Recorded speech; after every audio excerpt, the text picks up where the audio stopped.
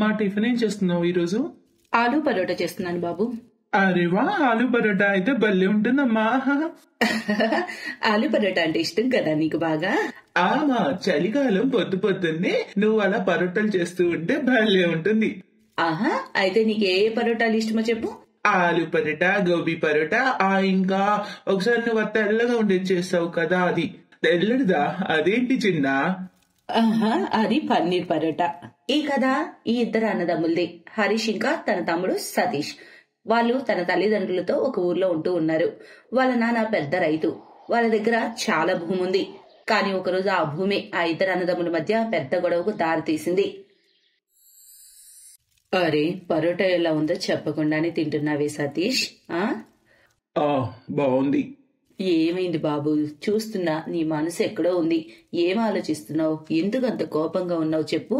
చూడమ్మా, నేను సూటిగా చెప్తున్నాను. ఆ రోడ్డు వైపు ఉన్న పొలం నేనే తీసుకుంటా, కానీ ఆ పొలం అన్నకు కావాలంటున్నాడు. కానీ దాని బదులు తను నీకు ఎక్కువ పెద్ద పొలం ఇస్తానంటున్నాడు కదా.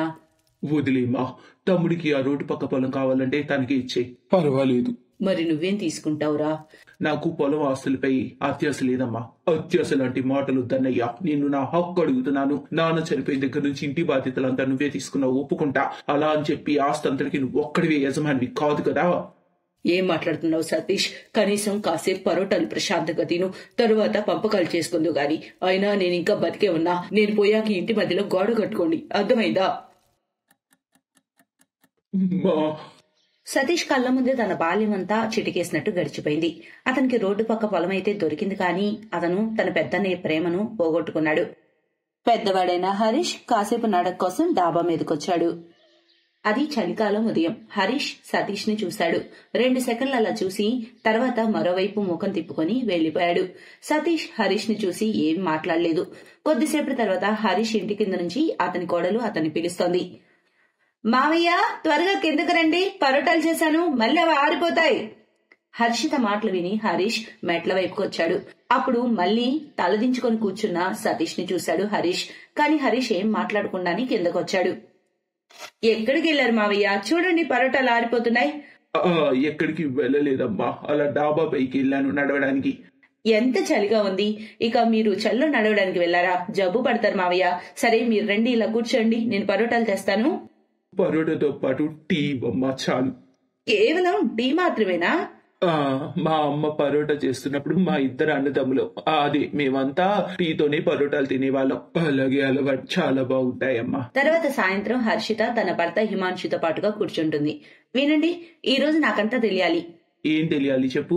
అదే, మావయ్య చిన్న మావయ్య ఎందుకు ఒకరినొకరు మాట్లాడుకోకుండా ఉంటారు? వాళ్ళు మన ఇంటికి మన వాళ్ళ ఇంటికి ఎందుకని రాకపోకలు లేవు? మీరు ఎప్పుడు మాట దాటేస్తారు, కానీ ఈసారి ఇప్పుడు అంతా నాకు తెలియాలి, అంతే. వారిద్దరి మధ్య అసలు ఏం జరిగిందని. సరే అమ్మా, చెప్తా విను జరిగిందంతా. ఆ రోజు హిమాంష్ హర్షితకు విషయం అంతా చెప్తాడు. కథంతా తెలుసుకున్న హర్షిత బాధపడుతుంది.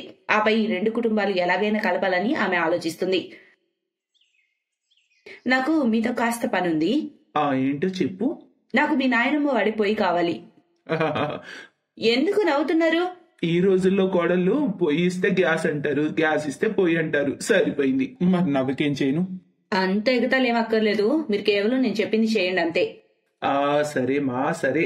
కానీ అది స్టోర్ లో ఏ మూలుందో ఎతకాలి. ఏదో ఒక మూల ఉంటుంది, పదండి మన ఇద్దరం కలిసి దాన్ని వెతుకుదాం. కానీ దాంతో ఏం చేయాలి నువ్వు?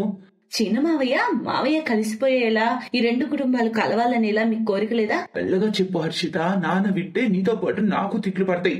చూడు, నాకు కావాలన్నా మనం వాళ్ళ ఇంటికి వెళ్ళలేము, మాట్లాడలేము. ఇది గుర్తుపెట్టుకో నువ్వు. మీరేం బాధపడకండి, నేనేం వాళ్ళ ఇంటికి వెళ్ళను, వాళ్ళతో మాట్లాడను. కేవలం అలా చూస్తూ ఉండండి, చిన్న మావయ్య అతనే వస్తాడు ఇక్కడికి. ఇంపాసిబుల్. హిమాంశు మాటలకు హర్షిత నవ్వుకుంటుంది. ఆ తర్వాత ఉదయం ఆమె తన భర్త నానమ్మ చీర, స్వెట్టర్ వేసుకుంటుంది. ఆ తర్వాత ఆమె డాబాపై పొయ్యి అంటిస్తుంది. వేడి వేడి పరోటాలు చేయడం మొదలు పెడుతుంది. అప్పుడే పక్కింటి డాబాపైకి సతీష్ నడవడానికి వస్తాడు. చాలా మంచు కురుస్తూ ఉంటుంది. అతని చేతిలో ఒక టీ కప్పు ఉంటుంది. అలా అతని దృష్టి హర్షితపై పడుతుంది. అప్పుడు అతని చేతిలోని టీ కప్పు కింద పడి పగిలిపోతుంది. అతనికి హర్షితలో తన అమ్మ కనిపిస్తుంటుంది. తన చిన్న మావయ్య తన్ని చూస్తున్నాడని హర్షిత గమనించి కావాలని గట్టిగా అంటుంది. అందరూ త్వరగా రావాలి, వేడి వేడి పరోటాలు అవుతున్నాయి. టీతో పాటు వేడి పరోటాలు తినండి వచ్చి. చూడండి ఎంత బాగున్నాయో పరోటాలు, ఎవరు ముందొస్తే వాళ్ళకే ముందు పరోటాలు, అర్థమైందా? హర్షిత మాటలు విని కింద నించొని ఉన్న హరీష్ షాక్ అవుతాడు. అతనికి ఏం అర్థం కాదు. అక్కడ హిమాంశు నవ్వుతూ నిల్చొని ఉంటాడు. హిమాంశు అతని తండ్రిని డాబాపైకి వెళ్ళమని చెప్తాడు. మరోవైపు వద్దనుకున్న సతీష్ అడుగులు హర్షిత వైపు పడతాయి. సతీష్ పరోటాలు చేస్తున్న హర్షిత వద్దకొచ్చి, ఒక పరోటా పెడతావమ్మా? ఆ చిన్న మావయ్య, తప్పకుండా. పన్నీర్ పరోటా చేశాను, మీకు చాలా ఇష్టం కదా. అది వింటూనే సతీష్ పరోటా ముక్క తిని ఎక్కిళ్లు పెట్టి ఏడుస్తూ ఉంటాడు. అదంతా చూసి వెనుక నుంచున్న హరీష్ షాక్ అవుతాడు. ఆ తర్వాత మెల్లగా తన తమ్ముడి దగ్గరకొచ్చి ఏడుస్తూ అంటాడు, ఎలా ఉంది చిన్న పన్నీర్ పరోటా? వెంటనే హరీష్ చిన్నపిల్లాళ్ళ తన తమ్ముణ్ణి హత్తుకొని ఏడుస్తూ ఉంటాడు.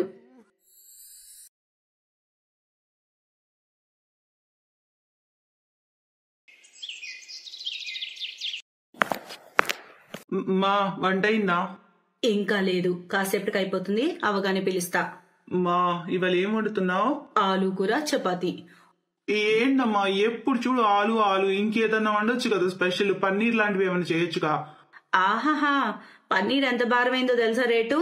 నోరు మూసుకొని ఆలు తిను, ఈ సీజన్ లో ఆలుయే చవక. అరే మా, అప్పుడప్పుడన్నా ఏదైనా స్పెషల్ చేస్తుండు. అరే బాబు, డబ్బులు కూడబెట్టడం నేర్చుకో, ముందు ముందు పనికొస్తాయి. లలిత ఈ మాటలు విని ఆమె కొడుకు రామ్ కోపంగా లోపలికి వెళ్లిపోతాడు. ఈ కథ ఒక అత్యాస పీనాసి కుటుంబంది. లలిత, ఆమె భర్త లక్ష్మీరామ్ అత్యాసపరులు. చాలా డబ్బున్నప్పటికీ చాలా పీనాసోళ్లు. ఈ విషయమై వాళ్ళ కొడుకు రామ్ చాలా చింతిస్తూ ఉంటాడు. కానీ వాళ్ళ అమ్మా నాన్న ముందు ఏమీ మాట్లాడలేడు, మౌనంగా బాధపడటం తప్ప. అలా ఒకరోజు, మా చాలా ఆకలిస్తుంది, ఏదైనా తినడానికి పెట్టు, పొద్దుటే ఆలు పరోటా ఒకటి ఉంది, వెళ్ళి తిను. ఒక్క పరోటానమ్మా? మొత్తం నేను ఎలా తినాలి, నాకు అరుగుతుందా? అయితే ఒక పని చెయ్యి, అందులో సగం మీ నాన్న కట్టే పెట్టు. ఓరి దేవుడా, సరే మరి నువ్వేం తింటావు?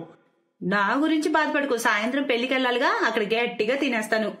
కానీ పెళ్లి రాత్రి కదమ్మా. ఓ అయితే ఏమైంది, ఇప్పుడు పొట్ట ఖాళీగా ఉంచుకుంటే రాత్రికి గట్టిగా తినొచ్చు కదా బాబు. అమ్మా నువ్వు మహానుభావులు నాన్న. బాబు అవును, ఆ విషయం మాకు కూడా తెలుసు, కానీ ఆ విషయమే మేమెప్పుడు గర్వపడలేదు, గర్వం చూపించలేదు. పెద్దయ్యాక నువ్వు కూడా మా అలాగే గొప్పోడివి అవ్వాలి, సరేనా? సరేనానా. లలిత లక్ష్మీరామ్ ఆ రోజు ఏమీ తెలియలేదు, కానీ రాత్రి పెళ్లిలో మాత్రం పేయగల దాకా తిన్నారు. అది చూసి రామ్ కి చాలా సిగ్గేసేది. కానీ వాళ్ళ అమ్మా నాన్నల స్వభావం మార్చలేనని అతనికి తెలుసు. అలా కాలం గడుస్తూ పోయింది. ఇప్పుడు రామ్ పెద్దవాడైపోయాడు. అతను రష్మి అనే అమ్మాయిని ప్రేమించడం మొదలుపెట్టాడు. కానీ అసలు సమస్య ఏమిటంటే రష్మి ఒక పేదింటి పిల్ల. రష్మి, కాఫీకి వెళ్దామా? వెళ్దాం, చాలా రోజులైంది మన ఇద్దరం కాఫీ తాగి. ఈ రోజు ఏబిసిడిలో నీ కాఫీ టేస్ట్ చూపిస్తాను. అరే వా, పద, నాకు కూడా ఏబిసిడిలో కాఫీ టేస్ట్ చూడాలనుంది. రామ్ రష్మిని తీసుకుని పెద్ద కాఫీ షాప్ అయినటువంటి ఏబిసిడికి వెళ్తాడు. ఆ ఇద్దరు కాఫీ షాప్ లో ఒకరి చేయి ఒకరు పట్టుకుని మాట్లాడుకుంటూ ఉండగా రామ్ అక్కడ వాళ్ళ అమ్మా నాన్నలు పెద్ద పెద్ద సంచులేసుకొని రావడం చూసి షాక్ అవుతాడు. అమ్మా నాన్న ఇక్కడేం చేస్తున్నారు? ఒకవేళ నన్ను ఇక్కడ చూస్తే నా పరిస్థితి ఏంటి? ఇప్పుడు ఏం చెయ్యాలరా దేవుడా? వాళ్ళ అమ్మా నాన్ని అక్కడ చూసి ఏదో వెతికే సాకుతో టేబుల్ కింద దూరుతాడు రామ్. అక్కడ రష్మి లలిత లక్ష్మీరామ్ను గుర్తుపడుతుంది. చూడు మీ అమ్మా నాన్న, చూడు చూడు పైకి రా.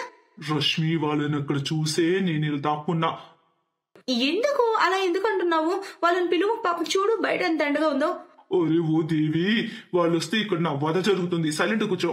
లలిత లక్ష్మీరామ్ వెళ్లిపోయాక రామ్ టేబుల్ కింద నుంచి బయటకు వస్తాడు. తర్వాత రష్మికి విషయం అంతా చెబుతాడు. అది విని రష్మి టెన్షన్ పడుతుంది. ఏమైంది రష్మి, ఏం ఆలోచిస్తున్నావు? ఆంటీ అంకుల్ ఇంత పిసినారోళ్ళైతే మరి నాతో నీ పెళ్లిని అంగీకరిస్తారా అని ఆలోచిస్తున్నాను, కంగారుగా ఉంది నాకు. అదే రేం బొమ్మలు నా ఆలోచన కూడా, కానీ నువ్వేం బాధపడకు, ఏదేమైనా నేను నిన్నే పెళ్లి చేసుకుంటా. రామ్ లలిత లక్ష్మీరామ్తో రష్మి గురించి చెప్తాడు. కానీ వాళ్ళిద్దరికి రష్మి పేదమ్మాయి అని తెలియడంతో వాళ్ళు పెళ్లికి ఒప్పుకోరు. కానీ రామ్ తన నిర్ణయం గట్టిగా చెప్పేశాడు, రష్మినే పెళ్లి చేసుకుంటానని. తర్వాత అతను రష్మిని కోర్ట్ మ్యారేజ్ చేసుకున్నాడు. పెళ్లి తర్వాత రామ్ రష్మిని తీసుకుని తన ఇంటికి వచ్చాడు.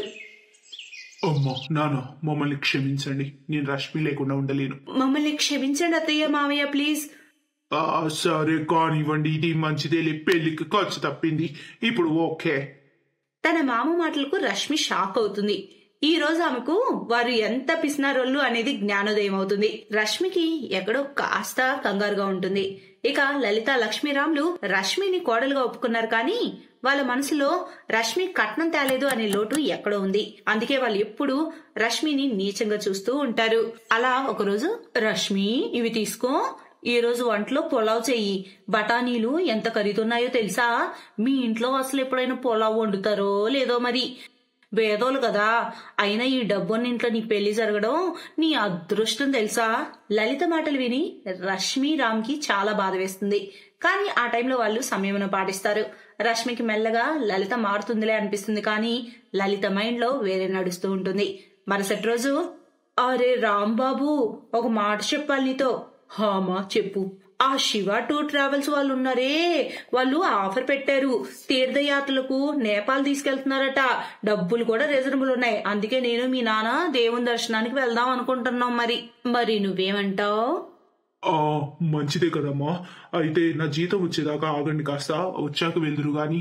అరే, అప్పటి వరకు ఆఫర్ పూర్తవుతుంది కదా అమ్మా, కానీ నా దగ్గర ఇప్పుడు అంత డబ్బు లేదు. అయితే నువ్వు ఒక పని చెయ్యి, రష్మి నాన్న నుంచి అప్పు తీసుకో. మన రెండిళ్ళు ఒకటే కదా. సరిగ్గా చెప్పా కదా నేను. రామ్ బాధగానే హా చెప్తాడు. అతనికి లలిత ఆట కూడా అర్థమైంది. అక్కడ రష్మి నాన్న ఏదోలా డబ్బు అడ్జస్ట్ చేసి రాకేష్ కి ఇచ్చాడు. కానీ లలిత ఆట ఇప్పుడే మొదలైంది. నేపాల్ నుంచి తిరిగొచ్చాక లలిత ఏదో ఒక వంకతో రష్మి నాన్న నుంచి డబ్బులు తెప్పించడం మొదలుపెట్టింది. అరే ఏమైంది, మన రెండిళ్ళు ఒకటే కదా. సరిగ్గా చెప్పానా నేను? అత్తయ్య, మీరు సరిగ్గా చెప్పారు. అలా రోజులు గడుస్తూ పోయాయి. ఒకరోజు రష్మి ఇంట్లో అందరి కోసం బిర్యానీ చేసింది. అది అందరికి బాగా నచ్చింది. అప్పుడు బిర్యానీ తింటూ, అరే వా కోడలా, చాలా బాగా చేసావు బిర్యానీ. ఎక్కడి నుంచి నేర్చుకున్నావు ఇదంతా? అమ్మ నేర్పింది అత్తయ్య. అరే వా, ఇది చాలా మంచి విషయం. అవును, మీ అమ్మ నాన్న ఇప్పటి వరకు మనల్ని భోజనానికి ఇంటికి పిలవలేదు కదా. ఒక పని చేయి, ఈ ఆదివారం మనందరం వాళ్ళ ఇంటికి భోజనానికి వస్తున్నాం అని చెప్పి బిర్యానీ చేయమని చెప్పు. ఆ బిర్యానీలో బాదం, జీడిపప్పు, పిస్తా పప్పు అన్ని వేసి మంచి రుచిగా చేయమని చెప్పు. సరేనా కోడలా? సరే అత్తయ్య. లలిత మాటలు విని రష్మి చాలా టెన్షన్ పడుతుంది. ఆమెకు తెలుసు తన నాన్న వాళ్ళకి డబ్బులు ఇస్తూ ఉన్న కాస్త డబ్బు అయిపోగొట్టుకున్నాడని. ఇలాంటి సమయంలో మొత్తం కుటుంబానికి బిర్యానీ దావత్ ఇవ్వడం వాళ్ళ నాన్నకు చాలా భారమైన విషయం. ఆమె ఈ సమస్య నుంచి బయటపడే ఉపాయం ఆలోచిస్తుంది. ఇక ఆదివారం వచ్చాక అందరూ రష్మి ఇంటికి చేరుకుంటారు. అక్కడ వాళ్ళు మంచి అద్భుతమైన బిర్యానీ చేసి పెట్టారు. దానిలో కాజు, కిస్మిస్, బాదం అన్నీ ఉన్నాయి. అది చూసి లక్ష్మీరామ్ లలితల ఆనందానికి హద్దే లేకుండా పోతుంది. తీసుకోండి అత్తయ్య, మా అమ్మ చేసిన బిర్యానీ తినండి. ఎందుకు తినం? వియ్యపురాలు అంత ప్రేమగా వండితే మా కడుపు నిండా తింటాం. మరి చూస్తూ ఉండు. లక్ష్మీరామ్ లలిత బిర్యానీని పట్టు పడతారు.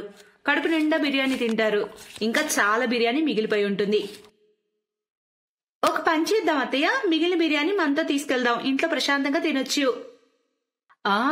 మంచి ఐడియా, తీసుకొని పదా. రామ్ ఇదంతా చూసి చాలా బాధపడతాడు. కానీ రష్మి ముఖంలో ఏ దిగులు ఉండదు.